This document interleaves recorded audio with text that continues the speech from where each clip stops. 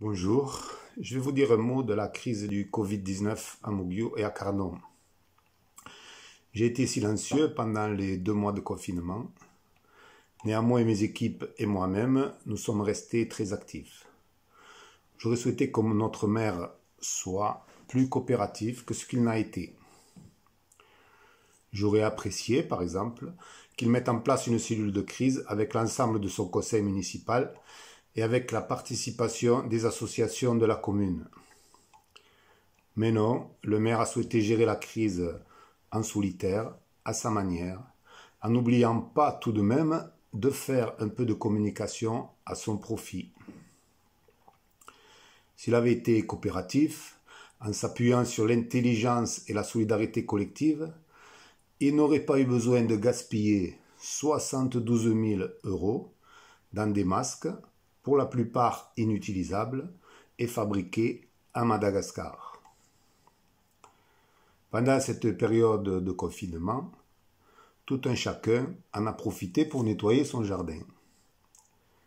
Aucune mesure pour la gestion des déchets verts n'a été proposée aux habitants. Que va proposer le maire maintenant aux restaurateurs et aux cafetiers qui vont ouvrir la semaine prochaine?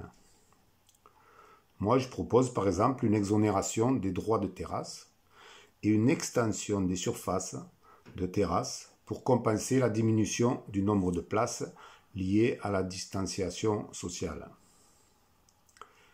Que va proposer le maire aux associations, aux clubs, à la MJC, au centre équestre dont les activités ont été suspendues? Quelles mesures va-t-il prendre en faveur des commerçants, des artisans, des PME de la commune qui ont été sinistrés par la crise liée au virus? Beaucoup de citoyens, quant à eux, se sont investis bénévolement. Les gens se sont montrés solidaires et volontaires. Mes équipes et moi-même, nous avons mis en place un réseau de solidarité, à Moguio comme à Carnon, et nous avons créé un groupe Facebook interactif qui s'appelle Solidarité Coronavirus.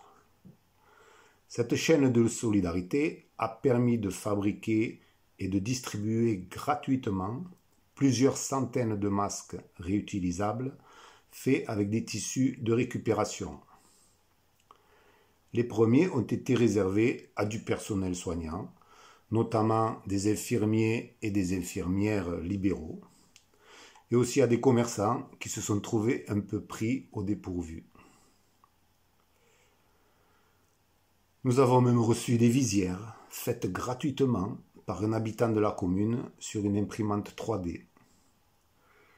Nous avons mis en place un réseau d'assistance pour faire les courses à des personnes dites à risque, pour faire des petites réparations d'urgence et même pour simplement téléphoner à des personnes isolées. Nous avons distribué près de 6 000 attestations de sortie pour les gens qui n'ont pas d'imprimante chez eux. Cette expérience nous a donné une idée, d'ailleurs, l'envie de créer une vigie citoyenne en s'appuyant sur un réseau d'associations et de citoyens volontaires. Cette vigie citoyenne permettrait d'être mobilisée et solidaire en un clin d'œil pour pallier à toute crise sanitaire. Mais aussi, elle pourrait servir en cas d'inondation ou de tempête. Elle serait aussi un secours individuel d'urgence pour toute personne en difficulté accidentelle. La crise du Covid-19 nous a fait toucher du doigt d'autres sujets, tels que la nécessité d'avoir des commerces de proximité, l'importance d'avoir une agriculture vivrière locale. Le Covid-19 a montré aussi les limites et les dangers de la trop forte concentration d'habitants sur un territoire donné et de la trop forte densification de l'habitat. Une crise de notre genre, par exemple pétrolière, nous montrerait que nous devrions avoir localement une autonomie énergétique et une autonomie sanitaire. Il y a d'autres thèmes qui sont majeurs, comme la protection et la préservation de notre ressource en eau. Tous ces sujets ont leur place dans la gestion future de la commune.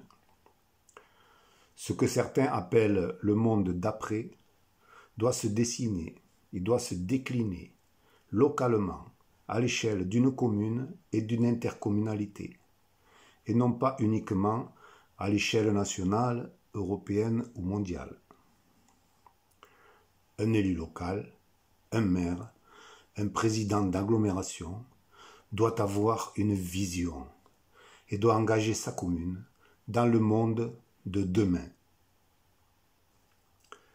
C'est ce que je vous propose et je vous invite à le faire avec vous en coopération citoyenne.